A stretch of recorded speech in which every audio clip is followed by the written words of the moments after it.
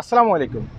গতকালকে মালয়েশিয়ার এয়ারপোর্ট থেকে 131 জনের মতো ব্যক্তিকে তাদের নিজ নিজ দেশে ফেরত পাঠাইছে মালয়েশিয়ান আপনার এয়ারপোর্ট কর্তৃপক্ষ। এখন বিষয়টা হচ্ছে যে 130 জনের ভিতরে আপনার 96 জন হচ্ছে আমাদের বাংলাদেশি। চিন্তা করছেন, 96 জন ব্যক্তি হচ্ছে আমাদের বাংলাদেশি। তারা বাংলাদেশ থেকে ট্যুরিস্টের মাধ্যমে মালয়েশিয়াতে ঢুকতে চাইছিল।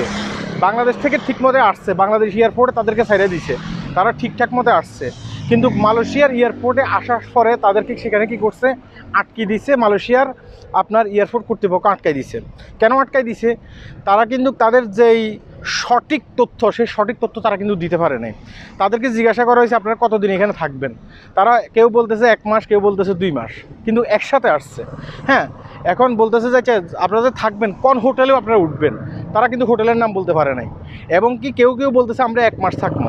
এখন বলতেছে যে 1 মাস থাকার মতো ডলার দেখান। তারা 1 মাস থাকার মতো কোনো ডলার দেখাইতে পারে নাই। তাদের যে ব্যাংকে টাকা আছে, হ্যাঁ, সে ভিসা কার্ডে, সেটাও কিন্তু তারা দেখাইতে পারে নাই। অর্থাৎ মালয়েশিয়ার যেই এয়ারপোর্ট কর্তৃপক্ষ আছে তারা বুঝতে পারছে যে তারা ট্যুরিস্টের মাধ্যমে মালয়েশিয়াতে আসবে, এসে এখানে কিছুদিন বৈধ থাকবে। বৈধ থাকার পরে তারা কী করবে, পরবর্তীতে তারা বিভিন্ন জায়গায় কাজ করবে। মানে যতদিন পর্যন্ত বৈধ থাকবে, পরবর্তীতে তারা অবৈধ হয়ে যাবে। পরবর্তীতে তারা বিভিন্ন জায়গায় কাজ করবে।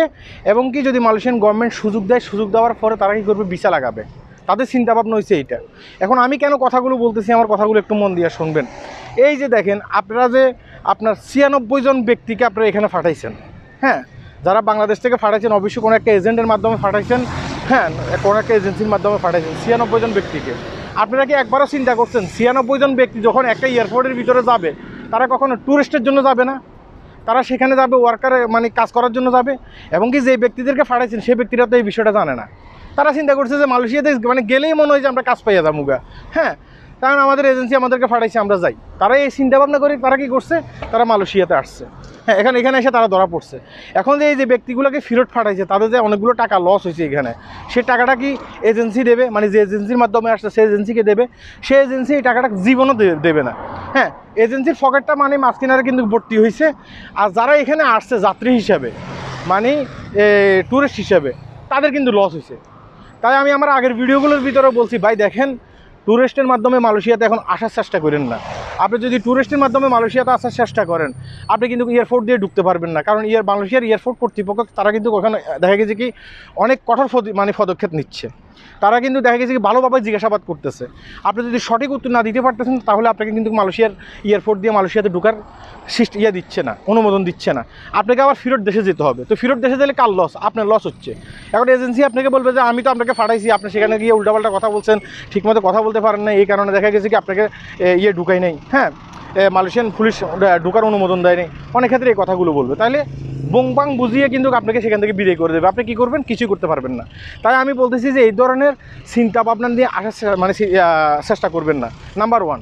নাম্বার 2 হচ্ছে, যদি আপনি যদি ঢুকতে পারেনও কোনোভাবে, হয়তো ঢুকছেন, এখন যে এজেন্সির মাধ্যমে আপনি আসছেন, তারা কী করবে, আপনাকে ছোট্ট একটা রুমের ভিতরে নিয়ে বন্দি করবে। সেখানে বন্দি করার পরে বলবে যে হ্যাঁ, এখন বাকি টাকা দাও। এখন আপনি বাকি টাকা দিচ্ছেন, বলবে যে আরও টাকা দাও। টাকা দিতে পারবেন না। টাকা না দিতে পারলে দেখা গেছে কি আপনার উপরে অমানসিক, হ্যাঁ, নির্যাতন নেমে আসবে। এরকম অনেক ভিডিও কিন্তু সোশ্যাল মিডিয়াতে ভাইরাল হয়েছে। আপনাকে বন্দি করতেছে, আপনাকে বন্দি করে জঙ্গলের ভিতরে নিয়ে যাচ্ছে, সেখানে মারধর করতেছে, মারধর করে বলে বাকি টাকা দাও।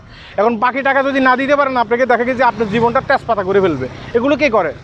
আমাদের বাংলাদেশে কিছু লোক আছে, হ্যাঁ, এবং কি বাইরের কিছু লোক আছে, তারা কী করে একসাথে এই কাজগুলো করে আপনার উপর এক ধরনের নির্যাতন নেমে আসবে। হ্যাঁ, তাইলে এই কাজগুলো করতে যাবেন না। যদি মালয়েশিয়ান গভর্নমেন্ট ভিসা চালু করলে সেটা আপনি কিন্তু দেখতে পাবেন। ভিসা যদি চালু করে সেটা আপনি দেখতে পাবেন। বিভিন্ন সোশ্যাল মিডিয়াতে মানুষ বলবে ভিসা চালু হয়েছে। আপনি তখন ওয়ার্কার ভিসা এখানে আসবেন, ওয়ার্কার ভিসা এখানে এসে কাজ করবেন। এখন আপনি কী করতেছেন, আপনি ট্যুরিস্টের মাধ্যমে এখানে আসতেছেন। যদি কোনোভাবে এখানে মানে আপনি যদি ঢুকতেন পারেনও, হয়তো আপনি ঢুকছেন, ঢুকার পরে দেখা গেছে কি আপনার এই দেখা গেছে কি আপনাকে আটকও করলো না, আপনি এখন রাস্তায় আছেন। হ্যাঁ, এখন যদি রাস্তায় যদি আপনি ব্লক দেয়, দেখা গেছে কি আপনার পুলিশ ধরার পরে আপনি কী করবেন, আপনি হয়তো ধরা পড়ে গেছেন। আপনি যদি ধরা পড়ে যান, তাহলে আপনার টাকাগুলো কোথায় যাবে? আপনি যে 3 থেকে 4 লক্ষ টাকা খরচ করে আইছেন, এই টাকাগুলো কোথায় যাবে? এই টাকাগুলো কি আপনি উড়াইতে পারবেন না। হ্যাঁ, আপনাকে আবার ফেরত দেশে পাঠাইবে। তাহলে আপনার আমও গেছে, সালাও গেছে। তাই আমি বারবার ভেঙে বলতেছি, ভাই এই কাজগুলো করা যাবে না। এই যে আপনার 95 জন 96 জনের মতো এখানে আসার চেষ্টা করেছেন, আপনারা যে আসতে পারেন নাই, এই টাকাটা আপনার লস হয়নি? লস হয়েছে। তাই আমাদের ভিডিওগুলো শেয়ার করিয়েন, বাস্তব কথা বলি। আমরা এখানে কোনো গানের ভিডিও দিই না, এখানে কোনো নাচের ভিডিও দিই না, এখানে দিই শুধুমাত্র সতর্কমূলক ভিডিও দিই। এই কথাগুলো একটু শুনবেন এবং কি অন্যদেরকে দেখার সুযোগ করে দেবেন, এই কারণে ভিডিওগুলো করি। সবাই ভালো থাকবেন, আল্লাহ হাফেজ।